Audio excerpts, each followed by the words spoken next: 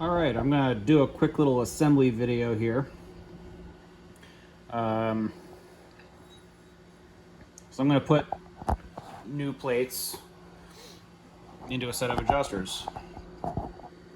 One of the things that's very important is to make sure that your parts are degreased, because we're going to be using Loctite here, and Loctite will not bond to grease. So this gear has been thoroughly degreased. It's been cleaned off with brake clean. I used gasoline to degrease it in the ultrasonic bath, and I cleaned it with brake clean and let it dry off. So these bolt holes are nice and clean.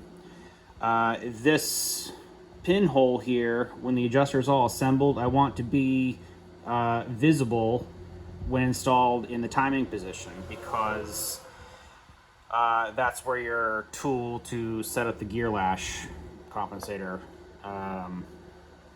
dogs into the back, so you can fit it onto the face of the cam. You need to be able to take the tool off, and so that needs to be at 12 o'clock. How to tell them apart. Okay. This is an exhaust adjuster. It says Aus on it, German for out. There's your roll pin.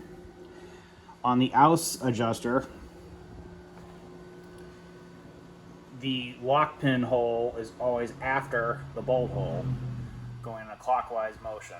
So Aus after, Ein before.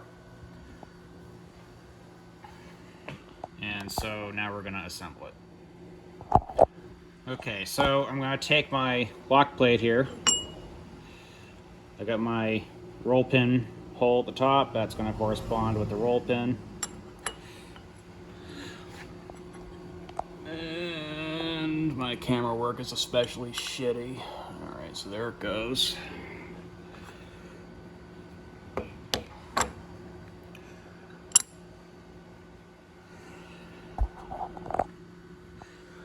And now I'm going to drop the rotor in.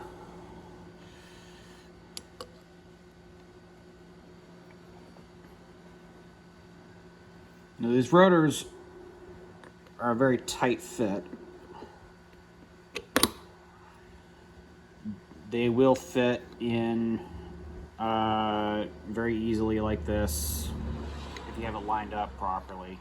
If it's out of alignment, it's going to stick. Do not force it, because you're going to mark up the surfaces that seal the oil.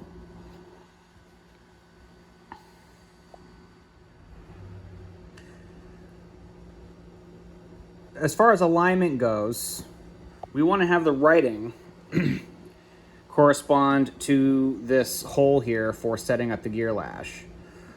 So I want to set up my bolt holes so that the writing will be on top when assembled in the engine. So the writing's there, and the hole to access is right there. Before I put my cover on, I am going to put the lock pin in. Goes in the hole. There's the spring. Here's the keeper.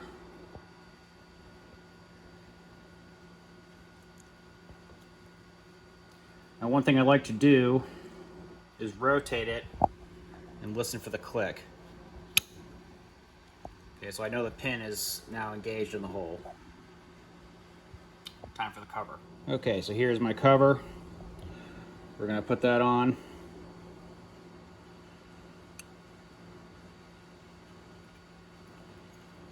A little bit of lint right there. You want to make sure that there's no lint or anything.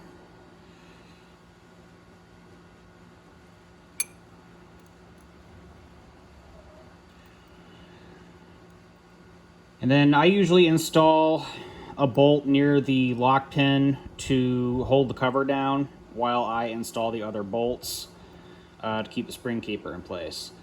And then I will go over putting the Loctite on the bolts properly. I need both hands to do this, so bear with me.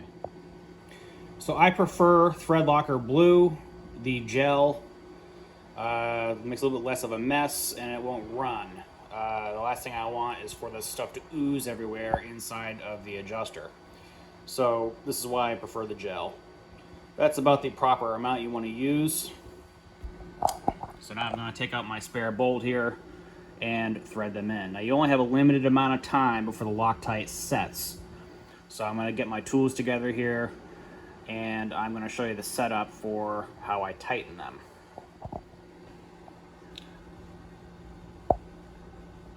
Now again, I'm going to need 2 hands to do this. Tassos recommends 20 Newton meters, so I'm going to go with his recommendation. I usually do them by hand, but we'll do it by the book.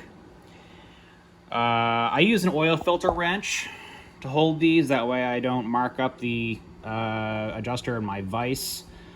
Oil filter wrench is ideally suited for wrapping something round, and it doesn't mark up the surfaces. So I'm going to tighten them, and we'll go from there.